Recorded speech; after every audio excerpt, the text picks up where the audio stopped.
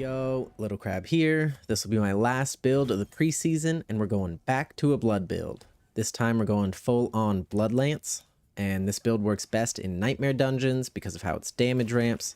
We really want big packs of monsters to stick all our lances into and blow them all up at once. It really helps me out if you could like and subscribe if you want to keep seeing more Diablo content. So the way our damage ramps is Bloodlance sticks into enemies it hits, and when it hits an enemy that's already stuck, it has a chance to bounce to another enemy thanks to our legendary aspect. So every time you cast it, it does damage multiplied by every single enemy with a lance stuck in them. So we really want to focus on kiting groups of monsters until we find a nice big pack and blow them all up at once. We're going to get into the skill tree, but I do also have a build planner linked in the description if you want to reference that instead. The only important thing to note is that I'm using both Reap and Hemorrhage. We've got Reap to generate a corpse to start our combo. So we Reap, Corpse Tendrils, Curse, then Bloodlance until they explode. And Hemorrhage, on the other hand, is great for generating Essence when we get down to just a couple enemies remaining or like against a boss. Besides that, it's pretty standard stuff.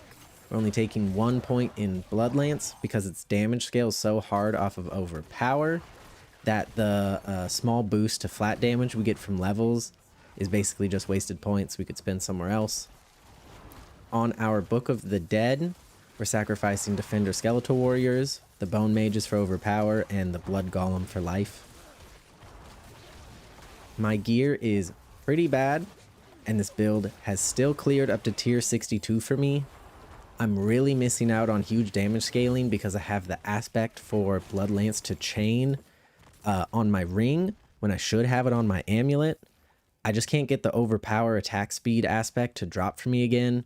So this build definitely can scale much higher if you commit the time to gearing it, which I just didn't have this week. If you want to see the Paragon board, it's going to be much easier if you check out the build planner in the description. But I'll go over the boards and the glyphs I'm using. So in the starting board, we're socketing in Blood Drinker to get Fortify from Blood Orbs. Our first board we're attaching is Bloodbath, and in that board we're socketing in Territorial. The second board is Blood Begets Blood. I'm ignoring the legendary power for it, and we're just rushing the socket where we put in Sacrificial. And the third board is Scent of Death with the Dominate glyph socketed.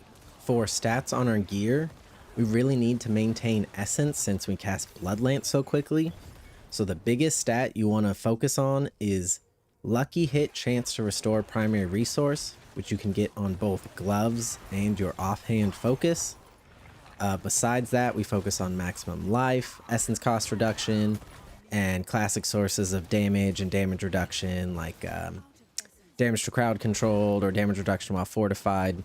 Again, there's even more of this in the build planner. That should cover all the main points. If you want to see everything written out, check out the link in the description for the build planner, and I'll leave you with the rest of this dungeon. This build does slow down on bosses, but it's safe enough that it's not a big deal.